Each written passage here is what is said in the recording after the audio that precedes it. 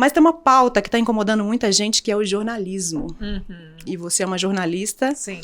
que teve coragem de mudar e seguir outros caminhos dentro do jornalismo.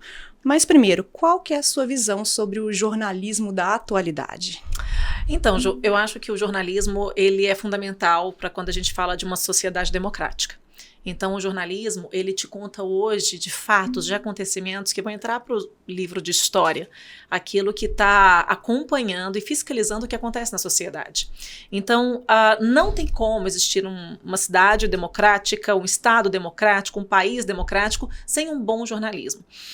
O problema é que a gente vive numa sociedade hoje muito polarizada, né? E não adianta a gente falar também de objetividade.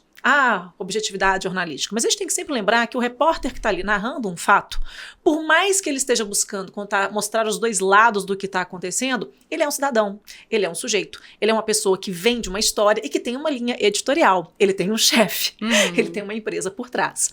E outra coisa que acontece nesse contexto que a gente vive também é o jornalismo independente e também o cidadão comum, que hoje, munido com o celular, ele também narra a história e acaba criando, dentro dos canais de comunicação que ele tem, como Instagram, TikTok, podcasts, onde ele acaba também se tornando ali um agente da história que está narrando essas histórias.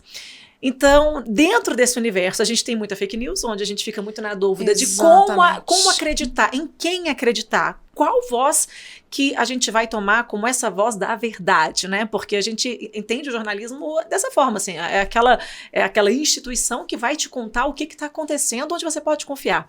Mas será que a gente pode confiar? Quais são os interesses que existem por trás de empresas, de organizações, de indivíduos, né? Lembrando que a gente precisa saber o que está acontecendo na sociedade. O jornalismo ele tem que existir, mas de qual tipo de jornalismo a gente está falando? Então, a gente tem hoje muitas agências de jornalismo que estão aí fazendo trabalhos muito legais, a gente tem os grandes nomes do jornalismo, mas a gente também tem o cidadão comum com o celular na mão, que vai contando aquilo que está acontecendo e vai formando, sim, essa teia jornalística que a gente acompanha hoje em dia.